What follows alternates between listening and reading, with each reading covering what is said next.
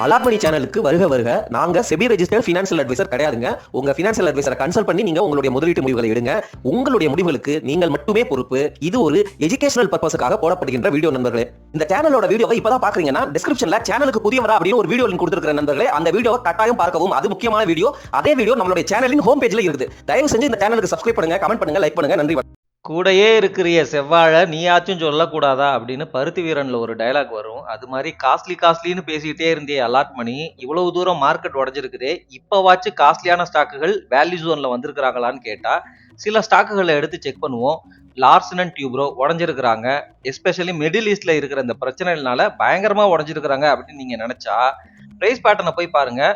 உச்சத்துல இருந்து கொஞ்சம் தான் உடஞ்சிருக்கிறாங்க. ஆனா கொரோனால இருந்து எவ்வளவு பெரிய ரேலின்னு பாருங்க. நம்ம இந்த பிரைஸ் சார்ட்டை விட ஃபண்டமெண்டல் அனாலிசிஸ்க்கு இம்பார்ட்டன்ஸ் கொடுப்போம்.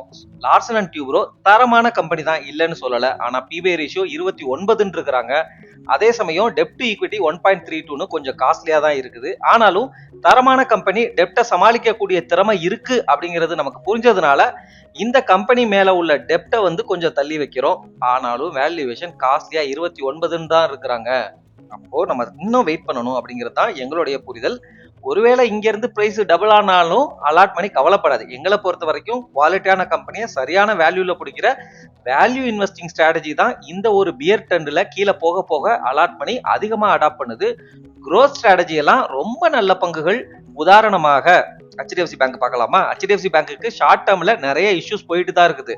அவங்க அந்த சேர்மன் ரிசைன் பண்ணதா இருக்கட்டும், அடுத்தடுத்து வர்ற நியூஸ், ஃபார் எக்ஸாம்பிள் அவங்களுடைய அந்த கிரெடிட் சூசையோடைய 80 டயர் 1 பாண்டை மிஸ்செல்லிங் பண்ணதா இருக்கட்டும், இப்படி நியூஸ் ஷார்ட் டேர்ம்ல நெகட்டிவா போயிட்டு இருக்கு. நாங்க ஆனா அந்த பேங்க் லாங் டேர்ம்ல அதை சமாளிச்சு மீண்டு வரும் அப்படின்னு தான் நினைக்கிறோம். எவ்வளவு காலம்பா வெயிட் பண்றது? 5 வருஷமா பேங்க் ஒன்றும் ரிசல்ட் கொடுக்கலையே, அதாவது ஸ்டாக் விலை ஏறலையேன்னு ஃபீல் பண்றீங்களா?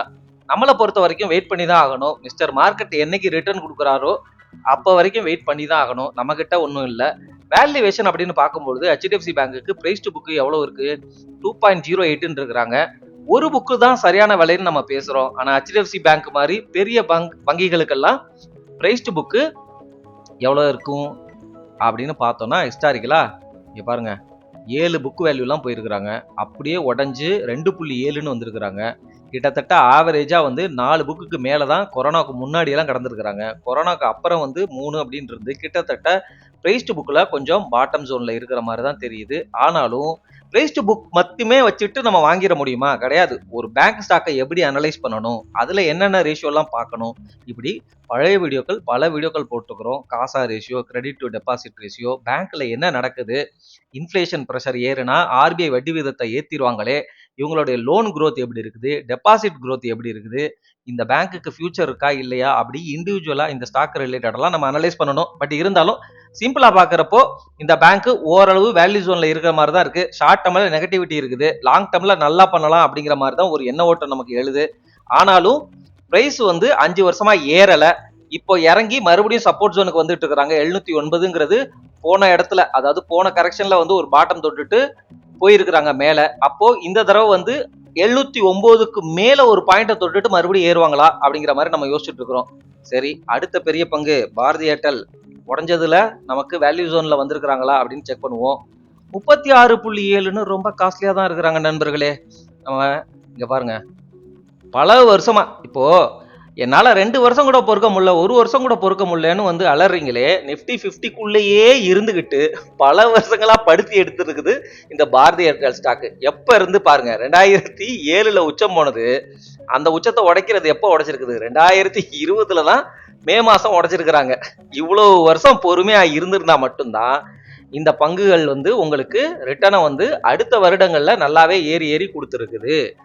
ஆனாலும் இந்த பங்கு மாதிரியே மற்ற பங்குகள்ல நீங்க வெயிட் பண்ணீங்கன்னா அந்த லாஸ் ரெக்கவர் ஆகாது. இந்த பங்குக்கு என்ன டிஃபரெண்ட்னா, இந்தியாவிலேயே மிகப்பெரிய டெலிகாம் பிளேயர், நிப்டி 50க்குள்ளேயே இருந்துகிட்டே இருக்கிறாங்க. பிராண்ட் வேல்யூங்கிறது இருக்குது. உலக அளவுல தன்னுடைய ஸ்கேலபிலிட்டியை, அதாவது அவங்களுடைய பிசினஸ பல நாடுகளுக்கு எக்ஸ்போர்ட் பண்ணி, அதாவது அங்க போய் அவங்களுடைய டவர்ஸ் எல்லாம் அமைச்சு சர்வீஸை கொடுத்து, அந்த மாதிரி நிறைய விஷயங்கள் பண்ணி இந்த கம்பெனி கேபிட்டல் இன்டென்சிவ் பிசினஸா இருந்தாலும் தொடர்ந்து மார்க்கெட்ல நிலைச்சு நிக்கிறாங்க. பிரீமியம் கஸ்டமர் பேஸை கொண்ட ஒரு நிறுவனம். டெலிகாம் செக்டருக்கு ரிலேட்டடா ஸ்பெசிஃபிக்கா நிறைய மெட்ரிக்ஸ் இருக்கு. அந்த மெட்ரிக்ஸ்லாம் என்னங்கிறத புரிஞ்சுக்கிட்டா தான் நீங்க டெலிகாம் செக்டருடைய ஃபண்டமெண்டல் அனாலிசிஸ் கத்துக்கிட்டீங்க அப்படின்னு அர்த்தம். பாரதி ஏர்டெல் சிம்பிளா பார்க்கும்பொழுது வேல்யூவேஷன் அதிகமா தான் இருக்குது. அதனால நாங்க தள்ளி தான் நிப்போம். எப்ப பாரு பெரிய கம்பெனிகளையே பேச வேண்டியது, பேசின கம்பெனிகளையே திருப்பி பேச வேண்டியது, வேற கம்பெனிகள்லாம் உங்க கண்ணுக்கே படாதா அப்படின்னு கேட்கறவங்களுக்கு நான் கேட்கிற கேள்வி, உங்களுடைய கோர் போர்ட்ஃபோலியோவில் இந்த பெரிய கம்பெனிகள்ல எத்தனை வச்சிருக்கிறீங்க, எவ்வளவு அலோகேஷன் கொடுத்துருக்கீங்க, சரியான விலையில தான் பிடிச்சிருக்கிறீங்களா? பெரும்பாலானோர் கண்டிப்பா இதை பண்ணவே இல்லைங்கிறது தான் என்னுடைய அப்சர்வேஷன். கமெண்ட்ல வந்து இது இல்லைன்னா நீங்க சொல்லுங்க, சரிங்களா? சரி, உங்களுடைய ஆசைக்கு ஏற்க இந்த அவனி சூப்பர் மார்ட்ஸை வந்து நம்ம வந்து ரிவ்யூ பண்ணலாம். இது வந்து நிஃப்டி நெக்ஸ்ட் 50க்குள்ள உள்ள கம்பெனி. பிபிஐ ரேஷியோ 88.7, 2 லட்சத்துக்கும் மேல மார்க்கெட் கேப். நிஃப்டி நெக்ஸ்ட் 50க்குள்ள உள்ள கம்பெனி. இது ஒரு evergreen stock, which means evergreen costly ஸ்டாக்குன்னு சொல்ல வர்ற நண்பர்களே. 88.7 பிபிஐ ரேஷியோலாம் ரொம்ப அதிகம். அதுதான் பாயிண்ட் வேல்யூவேஷன். இந்த ஸ்டாக்ல எல்லாம் நீங்க வந்து இங்க பாருங்க, இந்த உச்சத்துல எல்லாம் வாங்கியிருந்தீங்கன்னா இன்னும் அந்த விலையை வந்து பிரேக் பண்ணவே இல்லை. எவர் கிரீன் காஸ்ட்லி ஸ்டாக்காக தான் வந்து எங்களுக்கு இந்த ஸ்டாக்கு தோணுது. அதாவது விலை எப்பவுமே அதிகமாக இருக்கிறாங்க அப்படின்னு வந்து அர்த்தம் நண்பர்களே. நல்ல கம்பெனி தான், நிறுவனம் தான். இந்தியாவினுடைய வால்மார்ட் மாதிரி நீங்கள் வந்து பார்க்கலாம் தான். வாரன் பஃபெட்டே வால்மார்ட்டில் ஆப்பர்ச்சுனிட்டியை மிஸ் பண்ணிட்டேன் அப்படின்லாம் பேசிட்டு இருக்கிறாரு தான். அதுக்காக இந்த கம்பெனியில் இவ்வளோ விலை கொடுத்து வாங்கணும்னா நமக்கு ரிஸ்க் ஜாஸ்தி அப்படிங்கிறது தான் அலாட் பண்ணி நினைக்குது. ஆனாலும் நல்ல பிஸ்னஸ். விலை ஏறுவாங்களா, மார்க்கெட் என்ன பண்ணுங்கிறது நமக்கு தெரியாது. நம்மளுக்கு இவ்வளோ வேல்யூவேஷனில் ரிஸ்க் எடுக்கிறது ஜாஸ்தி. அதனால நாங்கள் வந்து தள்ளி தான் நிற்போம். அடுத்து டாடா கேபிட்டல் வேணா பார்த்துடலாமா? இப்போதான் வந்து ஐபிஓ வந்தாங்க. இவங்க ஒரு ஃபினான்ஸ் கம்பெனி, சரிங்களா? அதாவது ஃபினான்ஸ் செக்டர் கீழே வர்ற ஒரு ஸ்டாக்கு டாடா கேபிட்டல் லிமிடெட். இவங்களுடைய பிரைஸ்டு புக்கு தான் நம்ம பார்க்கணும். பிரைஸ்டு புக்கு 3.75 இருக்கிறாங்க. ரொம்ப காஸ்ட்லி. ஐபிஓ வந்ததுலேருந்து உடஞ்சி தான் இருக்கிறாங்க. ஓரளவு காஸ்ட்லி தான். பிரைஸ்டு புக்கு வந்து ரொம்ப காஸ்ட்லி தான். அதனால தள்ளி தான் நிற்போம். வேற ஏதாவது ஒரு நல்ல ஸ்டாக்கு, குண்டாய் மோட்டார் பார்க்கலாமா? ஏன்னா இதுவும் ஐபிஓ வந்த ஸ்டாக்கு, ஆட்டோமொபைல் செக்டர்ல உள்ள ஸ்டாக்கு. ஓரளவு நல்ல நிறுவனம் தான். ஆனால் பிபிஐ ரேஷியோ 26ன்னு இருக்கிறாங்க நண்பர்களே. இந்த ஸ்டாக்கெல்லாம் 20 பிபிஐ ரேஷியோக்கு பிடிக்கலாம் அப்படின்னு தான் எங்களுடைய எண்ண ஓட்டம். 1600 வந்துட்டு மேலே ஏறிட்டாங்க. திருப்பியும் 1600 வந்தா வேணா ஒரு போர்ஷன் எடுக்கலாமான்னு அலாட் பண்ணி யோசிக்குது. ஆனால் உன்கிட்ட தான் காசு இல்லையேப்பா, கேஷ் ஃப்ளோவே இல்லை, சேனல்லே லைவாக கிடக்குற, போய் வேற வேலையை பார்த்து சம்பாதிப்பா அப்படின்னு சொல்றது எனக்கு புரியுது. பட் சொல்றேன், போன தடவை வந்து 1600 வந்துட்டு மேலே போனப்பா ஐயோ விட்டுட்டோமே அப்படின்னு புலம்புன அலாட் பண்ணிக்கு அதே 1600 விலைக்கு வந்துச்சுன்னா வேல்யூவேஷன் எப்படி இருக்குன்னு மறுபடியும் செக் பண்ணும். 26.6 குவார்டர்லி ரிசல்ட்ஸ்ல இவங்களோட இபிஎஸ் எவ்வளவு இருக்குது? 14.7 இருக்கிறாங்க. சரி பார்ப்போம். நல்ல நிறுவனம் தான். அவங்களுடைய கார் எல்லாம் கொஞ்சம் டல்லா போகுது நண்பர்களே. இருந்தாலும் இவங்களுக்கு வந்து ஸ்டாண்டர்டா ரன்னிங் கார்ஸ் அது போயிட்டு தான் இருக்குது. புது மாடல்கள் மறுபடியும் டாடா மோட்டார் மாதிரி கொண்டு வந்து தன்னுடைய பொசிஷனை இந்தியாவில் நிலைநிறுத்துவாங்களான்னு தெரியல. வேல்யூவேஷன் இப்போதைக்கு காஸ்ட்லியா தான் இருக்கு.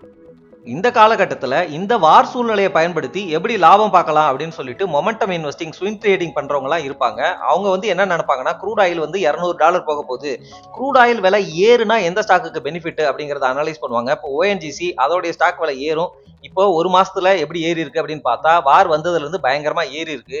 அவங்க என்ன யோசிப்பாங்கன்னா, க்ரூடு விலை 200 பேரல் போச்சுன்னா இந்த ஸ்டாக்குக்கெல்லாம் அமோகமான லாபம் வரும். அதனால வந்து இந்த மாதிரி பங்குகளை மேல ஏறினாலும் அந்த பெட்டை எடுப்பாங்க. ஒருவேளை வார் நின்னுச்சு அப்படின்னா, க்ரூடு விலை குறைஞ்சிச்சு அப்படின்னா இந்த ஸ்டாக்குகள்லாம் அப்படியே கீழே விழுவும். இன்னொரு கேட்டகரி இருக்கும், வார் முடிஞ்சிரும், இவ்வளவு தூரம் வந்து க்ரூடு விலை ஏறினதுனால இந்த ஸ்டாக் விலையெல்லாம் ஏறி இருக்கு, அல்லது இந்த ஸ்டாக் எல்லாம் உடைச்சிருக்காங்க. உதாரணமா பிபிசிஎல் எடுத்துக்கோமே, இந்த ஸ்டாக்கோட விலையெல்லாம் குறைஞ்சுதான் இருக்கும். ஏன் அப்படின்னா, க்ரூடு விலை ஏறினா இந்த கம்பெனிகளுக்கு வந்து நஷ்டம். அதனால பாத்தீங்கன்னா பயங்கரமா உடைஞ்சிருக்கிறாங்க. இந்த கேட்டகரி என்ன யோசிக்குன்னா, வார் முடிஞ்சிரும், 200 பேலர் எல்லாம் கொண்டு போக விட மாட்டாங்க, கண்டிப்பா வந்து இந்த உடைச்ச இடத்துல நம்ம வாங்கணும்னா வார் நின்னுச்சுன்னா அங்க விலையேறும், நம்ம லாபம் பார்க்கலாம் அப்படின்னு யோசிப்பாங்க. தயவு செஞ்சு இந்த 2 கேட்டகரியாவும் நீங்க இருக்காதீங்க அப்படிங்கிறது தான் அலாட் பண்ணி சொல்லுது. நீண்டகால முதலீட்டாளரா எந்த பங்கா இருந்தாலும் வேல்யூவேஷன் தயவு செஞ்சு பாருங்க. இந்த மாதிரி பங்குகள்லாம் இந்த 160 ரூபா பாட்டம்ல வாங்காம இவ்வளவு உயரத்துல வாங்குறீங்களே, கவர்மெண்ட் ஸ்டாக்குப்பா, வேல்யூவேஷன் நல்லா தான் இருக்குது, நம்ம இல்லைன்னா சொல்லல. கவர்மெண்டினுடைய இன்ஃப்ளூயன்ஸ் அப்படின்னு நம்ம சொன்ன விஷயம் நடந்திருக்குது. இப்போ என்ன நடந்திருக்குது? பெட்ரோல் விலையெல்லாம் ஏத்தி இருக்கணும். ஏத்தி இருந்தா இந்த கம்பெனிகளுடைய லாஸுங்கிறது இப்ப வரப்போற காலாண்டுகள்ல தவிர்க்கப்பட்டு இருக்கும். ஆனா மக்களுடைய நலனை கருதி, இதாப்பா கம்பெனிகளே, நீ வந்து பெட்ரோல் விலையெல்லாம் ஏத்தக்கூடாதுன்னு கவர்மெண்ட் சொல்லிருச்சு. ஏன்னா கவர்மெண்ட் தான் ப்ரொமோட்டர், கவர்மெண்ட் தான் ஓனர், இவங்க கேட்டுதான் ஆகணும். அந்த லாஸுங்கிறது அவங்களுடைய குவார்டர்லி ரிசல்ட்ஸ்ல காட்டுவாங்க. அதை நம்ம ஷேர் ஹோல்டரா இருந்தா அதையும் நம்ம அனுபவிக்கணும் அப்படிங்கிறது தான். ஸோ ஷேர் ஹோல்டரா நீங்க எப்படி யோசிக்கணும், அதே இது நார்மல் பொதுஜனமா எப்படி யோசிக்கணும் அப்படிங்கிறது இருக்கு. லோன் வாங்கணும்னா பப்ளிக் செக்டர் கம்பெனில போய் வாங்கிக்கலாம், சரிங்களா? ஆனா ஷேர் ஹோல்டிங் இன்வெஸ்ட் பண்ணணும் அப்படின்னா வந்து பிரைவேட் செக்டர் கம்பெனில தான் போகணும்.